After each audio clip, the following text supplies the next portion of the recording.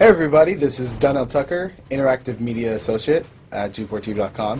I'm here with Chris Monfett, Senior Previews Editor. Had a blast playing a little Call of Duty last night. Yeah, we did. It had live music, hot women, and I think there was a game, Call of Duty? Yeah, I wasn't even paying attention to that. Yeah, I was paying attention to the pencil skirts and nerd glasses, but I was looking at the lights. When I wasn't doing that, I was blasting fools in deathmatch, team deathmatch, and a couple cool new wager matches, which we'll talk about later on. But first, we're going to sort of dig into some of the perks, skills, emblems, attachments, etc. Yes, so let's dive in. So right here, we see that we have the first set of perks one. They're pretty traditional from the old gun. Yeah, there's not much here in the perks that's new, which is actually kind of good when you consider the fact that there's so much else going on in the game with the wager matches, the new Call of Duty points, the way that you can spend your experience, the attachments, the kill streaks, that you don't have to focus on sort of learning a whole new set of skills. There's tons more new stuff that you can dig your teeth into later on. So you'll see here, he's just kind of scrolling through a lot of sort of familiars. There's some of the sort of old favorites have been renamed, but for the most part, everything you've known and played in other Call of Duty games are here. So you'll see here when you go back to lethal, you got your frag and your semtex. Those are pretty everyday equipment. But we've also got Tomahawk, which is sort of totally new. It's sort of like a next-gen version of the knife. It's throwable, super fast to use, and it can take a dude out in one hit if you get him in the right spots. And to use it, I believe you use the right bumper. Yeah, all offensive weapons are mapped to the right bumper, and strategic weapons are now mapped to the left bumper. Okay, and pretty much the only time I used it was in Sticks and Stones in the wager match. Yeah, there's a great new wager match called Sticks and Stones, which sort of equips you with 2 weapons and a tomahawk. When you kill with the weapons, you get points. When you kill someone with a tomahawk, you basically bankrupt all their wealth. So it's really good for strategizing your way through those levels. So you'll see here, Wily Pete, Nova Gas, Flashbang, Concussion. All those are pretty standard until you get to Decoy. Decoy is I think it's going to really open up some strategy here. Essentially, you can throw out a decoy, and it's going to sort of fake your opponents into thinking that there's gunplay going on somewhere in the map. So if you sort of want to redirect where these guys are going, sort of turn them around, have them come to you so that you can do an ambush, you just sort of lob your decoy over. If they're not going to want to run in a gunfire, they'll turn around, hopefully right into your muzzle. That's something I probably want to try out a couple of times. See if they actually go with the bait. Yeah, people just run. It'll really sort of test how reactive people are to running into firefights, because some people are just super aggressive and they're going to run towards those red dots rather than away from them. And it'll really sort of test your ability to be strategic about when and where you use them.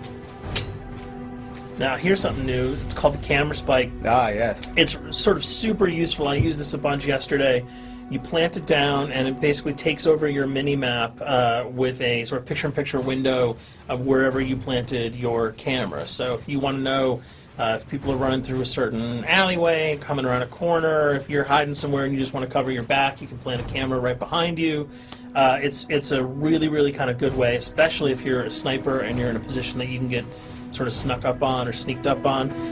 You can put that camera down and sort of cover your ass. Yeah. I was also using it for home videos. Because, I don't know, for some reason, I was just like, hey, there's me, let me say something to the Call camera. of Duty night vision action going on. Exactly. Yeah. And the C4, the tactical insertion, those are things that you'll have remembered from other games. What we got here, though, is the motion sensor, which kind of acts like a little mini UAV, so you can toss that out and it'll give you a small radius just to sort of see if there are people coming. Super useful if you're hiding, say, behind a corner, beneath a windowsill, and you want to know if someone's sort of on their way so that you can just ride up and blast them. Throw that out, the red dot appears, you know you got a kill in your sights. So now we're on to kill streaks. There's some really cool new kill streaks here, this one being the RCXD.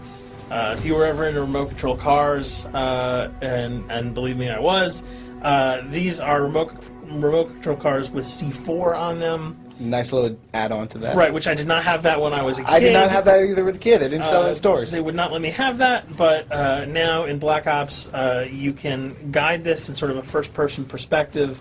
It's actually super easy to use. You'd think it would kind of just be running all over the place, but you can brake, reverse, go back, go forward, and you can choose to detonate it whenever you want. So it's not like if you accidentally run into a wall, it's going to explode. But if you see one of those coming your way, if you've got a machine gun, just start spraying bullets. Hopefully you can detonate it before it hits you. So you suggest not people to run, because that thing will catch Yeah, up. that thing's really fast, and it goes upstairs. It's really easy to navigate with. So if that thing So it's like shoot, and if you miss... Yeah, if it's after you, you're dead unless you can blow it up. Counter spy plane, that's basically a revamped version of the UAV. That's nothing new. This, however, the SAM turret... SAM turret, which I like really much, because it destroys practically not every aircraft in there. I think Blackbird can't be destroyed. Yeah, there are some things that you can't blow up, but care packages, chopper gunners, that's going to really help out. It's it's basically for people who didn't want to run around with their rocket launcher and try to take down choppers. You can sort of plant that in hopefully like a high position that has good angles on the sky, and hopefully it'll take out some of the things that are blowing you and your friends away. Now you'll see care package, napalm strike, sentry gun, mortar team. Those are all things you're pretty familiar with until we get down to Valkyrie rockets. These are remote-controlled rockets, a little bit kind of like the RCXD. These are a little bit more sensitive, though. They're going to do a lot more damage if you can hit your enemies or you throw them into a group of people. But they're fast, you can't put the brakes on them, and if you hit something, those things are going to blow up. Now, are they difficult to maneuver? Are they easy like the RC? They're more difficult to maneuver because they're constantly moving forward, so you can't hit the brakes, you can't redirect, and if you, say, accidentally hit a wall, there's no turning around. That thing is going to explode. So this is one thing. Open spaces are really key, but if you're really good, right? You've got a bigger blast radius though, so if you kind of miss by a couple of feet, it's not going to matter because the guy's going to be vaporized anyway. And with 7 kills and 4,000 CP, it's going to take a little while to build up to it, but hopefully you'll be able to practice a little bit and really kick some ass. Now this is a Blackbird, which, like I said before, cannot be shot down. Yeah, thank God. But pretty much it shows not only does it show the enemy positions, but also the direction of where they're headed. Yeah, and I think that's a first for the Call of Duty series. This is something that I'm really excited about, if only because every time you kind of see a red dot, you're not sure whether that guy's coming towards you, whether he's coming away from you. If you can sort of process all that information really quickly, it can really help you change up your strategy. Obviously, fans will remember these dogs from Treyarch's last outing with Call of Duty, World of War. There's a huge, fun addition to that game, just gunning down canines in the jungle. Looks like you'll be able to do it again this time, only that you get to call on the pack to kill your opponents. I got no problems blowing away a rabid attack dog. Well, even if it makes the sound, like a whimpering sound, even if it makes a little whimpering feel anything sound. When you shoot that? If it was like attack puppies or attack corgis, I probably couldn't shoot them because those are too adorable.